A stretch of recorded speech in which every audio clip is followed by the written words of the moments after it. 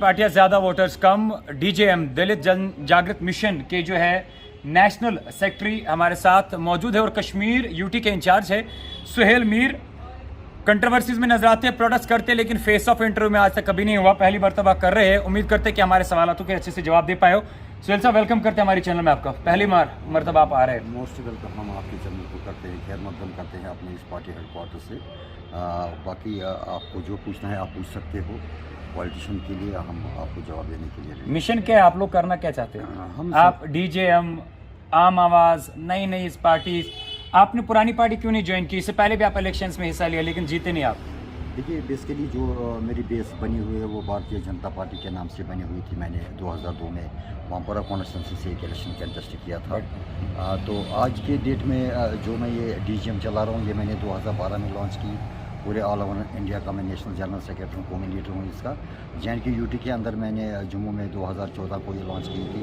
तो सैलाब की वजह से कुछ अड़चनें आ गई, फिर 19 तक में चलता रहा, तो 20 में मैंने यहाँ पे बढ़ाव शुरू कर दिया। आज की डेट में मुझे लगता है कि जो डीजीएम का वर्क है बहुत बढ़िया है, क्योंकि हर एक डिस्ट्रिक्ट के अंदर हम पब्लिक दरबार लगाते हैं, डायरेक्ट लेफ्टिनेंट गवर्नर साहब को ग्रीवेंस करते हैं, जो भी मसले मसाइल होंगे डीसी साहबों को हम रेफ़र करते हैं। माशाल्लाह डीजीएम का एक अच्छा फोकस बनता जा रहा है और 5 चीज़ों के ऊपर हमारा फोकस है। अगर हम बरसरी इक़्तिदार में आ गए, हिस्सेदारी में आ गए, जो यहाँ के बिलू प्रॉपर्टी के लोग हैं, यानी कि जो मतलब बिल्कुल निजी समाज के लोग हैं, उनके लिए हमने 5 चीज़ों का प्रबंध करके रखा है। सबसे पहले राशन फ्री, बिजली फ्री, पानी फ्री, और चौथा जो यहाँ पे डिलीवरीज एक्टिवेट हुए हैं 22 सालों से 24 सालों से, अगर हम बरसरी इक़्तिदार में आ गए, हलफ उठाते ही 12 घंटों के अंदर अंदर हम उन्हें परमिट कर देंगे।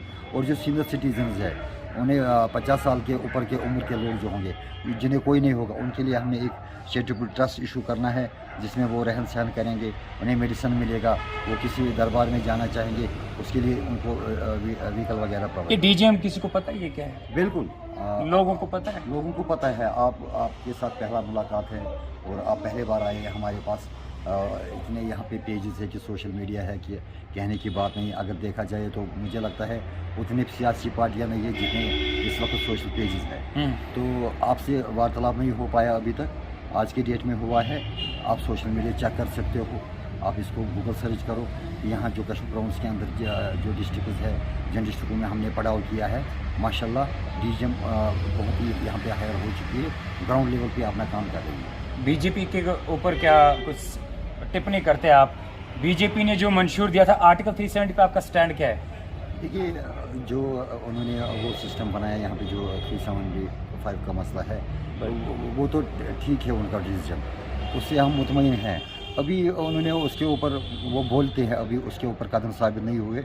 जब कदम साबित होंगे तो उस वक्त हम आपको अच्छी तरीके से। अच्छा, आपको पता ही नहीं है कि बीजेपी ने क्या कहा था? नहीं, अभी मुझे उसके बारे में बताना। आर्टिकल 370 क्यों टूटा आपको वो भी नहीं पता ही है? नहीं, वो मुझे पता है क्यों टूटा था। वो टूटा गया। आर्टिकल 370 था क्या? आर्टिकल 370 के बारे में आपको मैं ये इतला करना चाहता हूँ कि JNK जो था ये यूटी नहीं था। ये बेसिकली जो JNK है ये एक मुल्क था, इतिहाद हुआ था हिंदुस्तान के साथ से। मरहूम शेख मोहम्मद अब्दुल्ला जो प्राइम मिनिस्टर रह चुके थे, उसके बाद वो CM पद पे आ गए। लेकिन बदकिस्मती हमारी है कि ये जो 370-35A का मसला है, जो हमारी डिग्निटीज से जो फॉर्मर चीफ मिनिस्टर है यहाँ पे, चाहे उसमें फ़ारूक अब्दुल्ला हो, चाहे उसमें उमर अब्दुल्ला रहे, चाहे एक्स मैडम जी जो महबूबा मुफ्ती जी रही, या गुलाम नबी आज़ाद साहब रहे, ये बदकिस्मती है कि इनमें से आज़ाद साहब का कुछ दामन थोड़ा साफ नज़र चला जा रहा है, और बाकी जो डिग्निटीज़ यहाँ पे रही, जिसकी वजह से 370-35A गया। था क्या वो? था क्या? ये तो एक इलाक़ किया गया था। ये कोई हमने कोई हिंदुस्तान इलाक़ मतलब थोड़ा सा बताइए इस बारे में। इसके लिए हमने यहाँ पे जो महाराजों के वक्त से जो महाराजों ने ये रियासत हमें दी थी, तो ये एक अलग एक मुल्क था। तो आर्टिकल 370 क्या था? आर्टिकल 370 के बारे में मैं तो इतना नहीं जानता हूँ। अच्छा, पता ही नहीं आर्टिकल? पता नहीं, इतना नहीं जानता हूँ, ना मैं इतनी गहराई में जाना चाहता हूँ। अच्छा, आर्टिकल 370 के बारे में बात नहीं करना चाहता? मैं नहीं करना चाहता, क्योंकि जो दफन हो गया उसको वापस नहीं किया जाता है ना।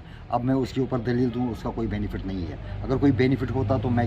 आपका उस पर स्टैंड क्या है? हमारा स्टैंड यही है कि वो देखिए, ये जो ख़त्म हो गया, ये ख़त्म हो गया, इसके बारे में आप बात मत करिए। 370 गया, मैं लोगों को धोखा नहीं देना चाहता हूँ, मैं वापस लाऊंगा, ये वापस नहीं आ सकता है। ये गया हुआ है, ये लाश दफनाई गई है, ये लाश को वापस रो नहीं दिया जाएगा। बीजेपी जो आप लगातार बात कर रहे हैं, आपको लगता है बीजेपी जो सेंटर में है वो सारे वादे पूरे हुए कश्मीर के अंदर? मुझे यही लगा कि वो तहरीरी है और बातों से मन की बात में भी नरेंद्र मोदी जी कहते हैं। अलबत्ता कुछ स्कीम्स इन्होंने लॉन्च किया, लेकिन जो यहाँ पे अनएम्प्लॉयमेंट का मसला है वो दिन ब दिन बढ़ता ही चला जा रहा है, जिसकी वजह से लड़के यहाँ पे ड्रग्स में मुबतला होते हैं, गलत कामों में चले जाते हैं। मेन रीज़न ये है कि भारतीय जनता पार्टी उन मामलों में फेल हो गई है। आप इलेक्शंस में पार्टिसिपेट किया है आपने? कितनी बार किया आपने? मैंने 3 मरतबा पार्टिसिपेट किया है असेंबली इलेक्शनों में। तीनों बार हार मिली? तीनों बार अच्छी खासी हार मिली, ये नहीं खाली हार नहीं, अच्छी खासी हार, लेकिन हार ही मिली। लेकिन तो आपको लगता है कि सुहेल मीर साहब के अब लोग भरोसा करेंगे? आप 3 बार हार मिले। ये तो है ना, देखो गिरते हैं शाह सवारी मैदान जंग में, वो तिफल क्या गिरे जो घुटनों के बल चले। उन वक्त में किस पार्टी के थ्रू आपने इलेक्शन लड़ा था? उस वक्त मैंने भारतीय जनता पार्टी के टिकट। तीनों मरतबा नहीं, 1 मरतबा, 2 अच्छा, ये दलित जन जागृत मिशन जो है, अंदर मैंने देखा इसके साथ में एक फोटो है जिनकी रिस्पेक्ट पूरा देश करता है। ये तो उसी का मिशन है ना, हम तो उसी के किन की बात कर रहे हैं? बाबा अम्बेडकर साहब का। उन्होंने क्या दिया है इंडिया को? उन्होंने कॉन्स्टिट्यूंसीज दी है, उन्होंने लॉ बनाए जो भी यहाँ पे अभी भी आप कॉन्स्टिट्यूंसीज बिल्कुल, कॉन्स्टिट्यूशन या कॉन्स्टिट्यूंसी। अच्छा, हाँ, कॉन्स्टिट्यूशन, हाँ बिल्कुल जी। तो उसका क्या मुद्दा है और मकसद क्या है उसका? देखिए, वो सबसे पहले उन्होंने यही मुद्दा छेड़ा है कि एजुकेशन के ऊपर फोकस करो। जिस इंसान के पास एजुकेशन हो वो कहीं भी अपना मुकाम बना सकता है, वो अपना वर्क कहीं भी स्टैंड कर सकता है। एजुकेशन इज मस्ट, इसके ऊपर उन्होंने ज़्यादा फोकस किया हुआ है। बेरोजगारी कितनी है सुहेल साहब इस वक्त? बेरोजगारी बहुत है। रेशो क्या है? बहुत है। इसमें मैं यही बताना चाहता हूँ कि अगर देखा जाए जो नेशनल कॉन्फ्रेंस और PDP ने कहीं ना कहीं वो चलो कैजुअल लेबर डेली वेजर या कांग्रेस आई थी कर देते थे, लेकिन जब से मोदी जी आए वो बस ये नारा चलाते जा रहे हैं कि हम ये करेंगे वो करेंगे, लेकिन खोखले वादे उनके साबित हो रहे हैं। कितने बेरोजगारी है?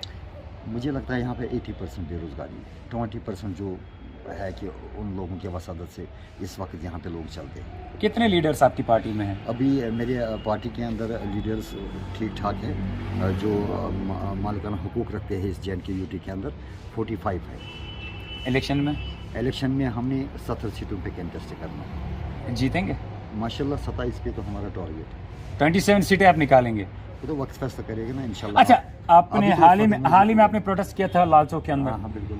आपको पता है आपने क्या बोला था उस प्रोटेस्ट के अंदर? बिल्कुल, आप तो उधर मौजूद होंगे, आपको तो पता। तो क्या बोला था आपने? मैंने लास्ट में क्या बोला था? वो बात काटो आप। नहीं, क्या बोला था आप? नहीं, थोड़ा सा आप रिपीट कराना चाहिए, क्या बोला था आपने?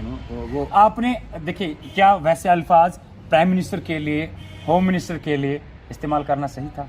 देखिए, आपको मैं एक चीज़ बताता हूँ, आप यहाँ की यूथ को ये जवाब दे सकते हो जो बेरोज़गारी के आलम में खुदकुशी कर रहे हैं या ड्रग में मुबतला हो रहे हैं, उसमें थोड़ी प्रेमन से देखा जाता है। मुझे अपना भाई मारा जा रहा है ड्रग के मामले में, मेरा भी खून खोल रहा है, मैं क्यों ये DGM जन्म दे रहा हूँ यहाँ पे? तो मैं ऑल ओवर इंडिया में ऑल ओवर इंडिया में हुकूमत चाहता हूँ, मैं कौमी लीडर हूँ। तो अभी हक बनता है। तो अभी आप वो अल्फाज रिपीट करना चाहेंगे? जो गया वो गया पीछे। जब मैं फर्स्ट में कुछ बोलने जाऊंगा उस वक्त मैं आपको बता दूंगा कि मेरे छोटे भाई आप आ जाओ, मैं आज आपको बोलने जा रहा हूँ। तो अभी आप लगातार, जैसे आपने कहा कि प्रोटेस्ट आपने किए, ठीक है, मेडिकल कैंप्स आप करा रहे हैं और आपका कहने के मुताबिक 70 सीटों पे आप इलेक्शंस लड़ेंगे, 27 आप जीतेंगे, बिल्कुल ठीक है। DJM पार्टी जो है ये ग्राउंड जीरो पे काम कर रहे हैं। बिल्कुल। कश्मीर के अंदर मैंने आपसे रेशो पूछा एम्प्लॉयमेंट का, आपने कहा 80% है, ठीक है। बाकी मैंने जो सवाल पूछे आपने कहा कि मौका है, आगे देखते जाइए क्या होगा। बिल्कुल। 3 बार आप इलेक्शन हार चुके हैं, बेशक। अभी 4थी बार कॉन्टेस्ट करने जा रहे हैं। किस कॉन्स्टिट्यूंसी से आप खुद इलेक्शन में पार्टिसिपेट लेंगे? मैं हवा का तो कॉन्स्टिट्यूंसी से कॉन्टेस्ट करूंगा इलेक्शन, और माशाल्लाह अच्छी खासी जीत होगी मेरी। ये मैं इंशाल्लाह रहमान 2024 में बोलूँगा। जीत कैसे, किस चीज़ को कहा जाता है? उस वक्त आपने बोला था? नहीं, उस वक्त मैंने ये उस वक्त आपको भरोसा नहीं था? नहीं, भरोसा नहीं था मुझे, सीधी बात है। जो मेरे साथ था वो दूसरी पार्टी के साथ था। आज के डेट तो आज आपको लगता है जो आपके साथ है वो आपके साथ? बिल्कुल। अच्छा, आज बैत है, आज वो मसला गया। जो लोग आपके यहाँ पे मौजूद है, मैं आपको गिनवा के बता दूं, इससे पहले ये कहाँ पे थे?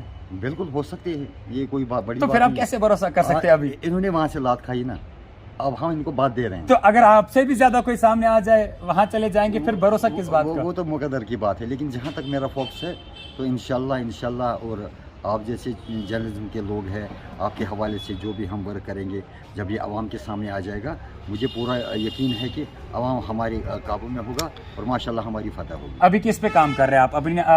अभी आप कुछ चीज़ों को लेकर, बेटी बचाओ को लेकर आप काम कर रहे हैं, कुछ क्या कौन से प्रोजेक्ट्स को लेके काम कर रहे हैं, आवाम को बताएं। अभी मैं 4 चीज़ों के ऊपर फोकस कर रहा हूँ जो मैं आराम से यहाँ पे लेफ्टिनेंट गवर्नर साहब के एडमिनिस्ट्रेशन से ले सकता हूँ, जो मैं डीकाम साहब के एडमिनिस्ट्रेशन से ले सकता हूँ।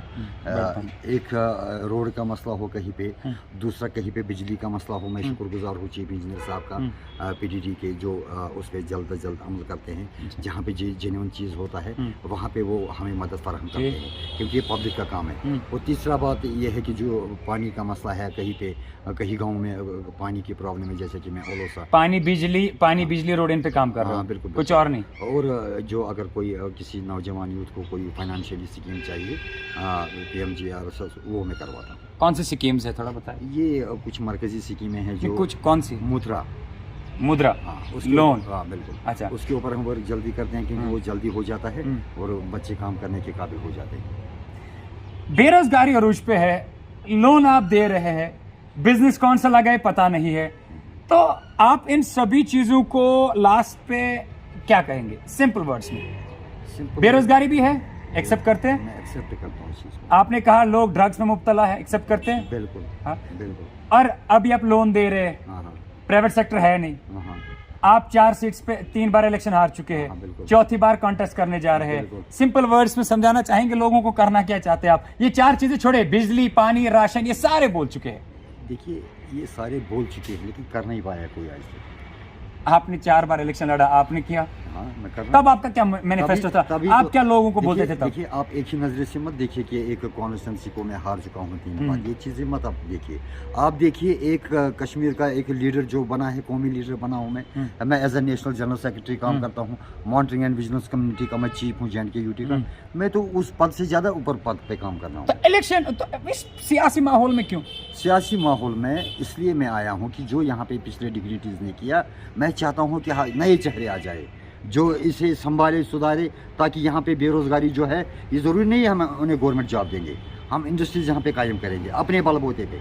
बीजेपी ने तो यही कहा था। वो तो बीजेपी की बात है ना, वो बीजेपी को आप पूछिए। कौन सी इंडस्ट्रीज लगाएंगे आप यहाँ पे? हम जो जंक फूड बाहर से आता है जैसे कि अंकल चिप्स वगैरह है, जैसे कि यहाँ पे रेल जूस वगैरह है, ये हम यहाँ पे खुद लॉन्च करेंगे। यहाँ पे 20-30 हज़ार लड़कों को इसमें मकदम कर देंगे। अच्छा सर, सब सिंपल सा सवाल है, जब आपने इलेक्शन लड़ा था जी 3 बार, मैनिफेस्टो क्या था उस इलेक्शन में? आप लोगों को क्या बोल रहे थे कि किस चीज को लेकर आपको वोट देंगे ताकि आप वो करें? वो उस टाइम के मैनिफेस्टो था? उस वक्त का मैनिफेस्टो जो था वो कुछ और था। क्या था? उस वक्त हमने सिर्फ यही उठाया था कि जो बेरोजगारी है उसको हम खत्म करेंगे। ये कब की बात है? ये 2002 में भी इशू बनाया था। अच्छा। 2004 में भी जब बाई इलेक्शन हुआ था। आज क्या डेट है? तो आज 22 है। बेरोजगारी उधर ही है? बेरोजगारी ज़्यादा चली गई, बेरोजगारी में ज़्यादा लोग मुंतकिल हो गए क्योंकि मैं बरसरी इख्तियार में तो नहीं आ सका ना। मैं कैसे करता हूँ? बीजेपी को क्यों छोड़ा आपने? बीजेपी के साथ मैंने इसलिए गठबंधन छोड़ दिया कि मुझे बीजेपी के पार्टी का बायला जो है बहुत अच्छा लगा मेरे दिल को, और मेरे दिल में उसके लिए बहुत बड़ी एक जगह है, लेकिन जो उसके लीडर्स है JNK UT के अंदर वो नाकाबिल तारीफ है। अब रविंदर रैना की बात कर रहे हैं? वो तो कल तक क्या बताऊं मैं, अब मैं क्या? फिर तेज चला जाता नहीं बताइए। तो रविंदर रैना जी है, अब उनको ऊपर वाले ने इस वक्त इज्जत दिया है तो उससे मैं उछाल नहीं सकता हूं। मैं उन्हें यही रिक्वेस्ट कर सकता हूं कि अगर मरकज़ी सतह में उनका पावर है, वो कम से कम गुजर पहाड़ी लोगों के लिए जो आवाज़ उठाते हैं उससे बेटर था कि वो पहले डिवीज़न को परमानेंट करवाए। तो अभी लोग आप पे भरोसा कर सकते हैं, ये आप मानते हैं? लोग जो आपको देख रहे हैं आज, तो उनको क्या कहना चाहेंगे? देखिए इन्होंने मरहूम शेख मोहम्मद अब्दुल्ला के ऊपर भरोसा किया, इन्होंने मरहूम मुफ्ती मोहम्मद सईद के ऊपर भरोसा किया, इनको सुहेल मीर के ऊपर भी एक बार भरोसा करना पड़ेगा। अच्छा हाँ, सुहेल मीर के ऊपर भरोसा करना पड़ेगा। नहीं करेंगे तो भाई इनको फिर वही मिलेगा जो आज तक खाते चले जा रहे हैं। क्योंकि जो हमारा मिशन है, जो हमारे नेशनल प्रधान है सतपाल सिंह जाटव, उनका यही एम है कि JNK UT के अंदर कम से कम अगर हम गवर्नमेंट जॉब प्रोवाइड नहीं कर सकते हैं, हम प्राइवेट तरीके से कोई ना कोई संभव यहाँ पे बनाएंगे। कुछ लीडर्स का नाम आप सुहेल मीर बताएंगे जो आपकी पार्टी में नॉमिनेटेड फेस है? कोई नॉमिनेटेड फेस है हमारे, एक तो है शफात अहमद खान जो चीफ ऑर्गेनाइज़र है डिस्ट्रिक्ट श्रीनगर से, वली मोहम्मद भट्ट है कुपवारा से, और खज़िर मोहम्मद मीर है चेयरमैन साहब हमारे, और असफा जान है जो हमारे स्टेट में हारिंग के प्रेसिडेंट है। ऐसे बहुत सी लीडर्स है कि माशाल्लाह इनकी कॉपी मैं आपको हैंड कर दूँगा। तो आखिर में आपसे जानना चाहेंगे, ये जो आप इलेक्शन की बात कर रहे हैं, लोगों से अभी आप मिल रहे हैं, फाइनेंशियली एड की बात कर रहे हैं आप, मेडिसिन की बात कर रहे हैं आप, आखिर में सुहेल मीर सड़क पे भी नजर आते हैं। बिल्कुल। तो सुहेल मीर अभी आगे इस वक्त जो कि यूटी सरकार है, क्या कुछ एक्सपेक्ट करता है कि बदल सकता है? देखिए, जो मैंने लेफ्टिनेंट गवर्नर साहब से जो मैंने मुलाकातें की, उसमें मुझे एक चीज़ का एक मंजर नज़र आया कि जो वाकई लेफ्टिनेंट गवर्नर साहब के डायरी में जाता है, ये जो वो खुद देखते हैं, वो उसका रिजल्ट तुरंत आता है डेज़ में, उसको रुकना नहीं पड़ता है हमें। यानी कि एडमिनिस्ट्रेशन के थ्रू हम शुक्रगुजार हैं लेफ्टिनेंट गवर्नर साहब के, जो भी हमने शिकायतें दर्ज की है, पब्लिक ग्रीवेंस जो उनको की है, उसके ऊपर जल्द सख्त। जो आपके साथ जो प्रोटेस्ट में लोग होते हैं मीर, एलिगेशंस आपके ऊपर इल्ज़ाम लगते हैं कि आप उनको पैसे देकर लाते हैं। ये कौन सी नई बात है? ये तो नरेंद्र मोदी जी भी जलसे में लोगों को बुलाते, उनके वर्कर उनको भी पैसे देते। अच्छा, आप भी देते हैं? कोई आप भी देते हैं? बात करो ना आप। मैं सुहेल मीर साहब आपसे, सुहेल मीर साहब के पास खुद नहीं है तो कैसे दूंगा मैं शुक्रगुजार हूँ इंडियन आर्मी का, कि जिन्हें मैं सलूट करता हूँ अपने डीजीएम के माध्यम से। जो भी मुझे यहाँ पे फूड किट वगैरह, मैं उन्हें भीख मांगने के लिए जाता हूँ ताकि यहाँ के गरीब सेफ हो जाए। मैं सलूट करता हूँ। कितने लोगों को आपने अभी तक दिया है? माशाल्लाह, जितना भी इंडियन आर्मी के थ्रू मेरे पास आया वो मैंने डिस्ट्रीब्यूट किया। तो अभी लोगों से क्या गुजारिश है, रिक्वेस्ट या मैसेज या सजेशन? बिल्कुल, मेरी एक सजेशन है यहाँ के जैन के यूटी के लोगों से, मैं उनको हाथ जोड़ता हूँ। आज के डेट में आप जो कर रहे हो उसको ध्यान में रखो। जो पिछली सियासी पार्टियाँ थी, उन्होंने बहुत अच्छा मुकाम बनाया, अपना घर बार भी बनाया, उनका लैंड देखो कितना है। आज के डेट में मैं अपनी तरफ से उन्हें एक हाथ जोड़ के विनती करता हूँ, डीजीएम को वो एक मरतबा मौका आने दे हुकूमत का, फिर ये रिज़ल्ट पाएंगे इंशाअल्लाह रहमान। हम सही करेंगे इंशाअल्लाह, ये उनके सामने नज़र आएगा। ये हमारे साथ मौजूद थे दलित जन जागृत मिशन, जो बोर्ड भी पीछे लगा हुआ है, उसके नेशनल सेक्रेटरी कश्मीर यूनिट के इंचार्ज सुहेल मीर। पहली मरतबा इनसे इंटरेक्शन हो रहा था, फेस ऑफ हो रहा था। हमने सवालात पूछे, उम्मीद करते कि हमारे हर एक सवालात के जो है अच्छे से जवाब दे पाए हो। कम वक्त होता है इनके पास, वक्त ज़्यादा देते नहीं है, लेकिन तवक्को करते कि ऐसे ही लोगों के बीच में जाकर लोगों के साथ बात करें। और इनका क्लियर जवाब यह है कि आने वाले इलेक्शंस के अंदर जो है सुहेल मीर डीजीएम के साथ 70 सीटों पे पार्टिसिपेट करेंगे। और इनका यह भी दावा है कि 27 सीटें जो है सुहेल मीर दलित जन जागृत मिशन जो है जीत कर आएंगे। और इनका मानना ये है, लोगों से गुजारिश कर रहे हैं कि इनको इक़्तिदार में लाए, ये 5 चीज़ें जो है कश्मीर के अंदर फ्री में ला सकते हैं। आगे भी इनके क्या कुछ सियासी माहौल को लेकर सामने आता है, सबसे पहले हम आप तक पहुंचाने की कोशिश करेंगे। सुहेल मीर साहब, इतने बिजी शेड्यूल में अपना वक्त देने के लिए आपका बहुत बहुत शुक्रिया। मैं भी आपका शुक्रगुजार हूँ कि ताकि आपके मीडिया के थ्रू हमारी एक ग्रीवेंस पब्लिक में चली जाती है, एक हमारा सिस्टम लोगों तक पहुँचता है। मैं आपके चैनल को सलूट करता हूँ और आपको मोस्ट वेलकम करता हूँ।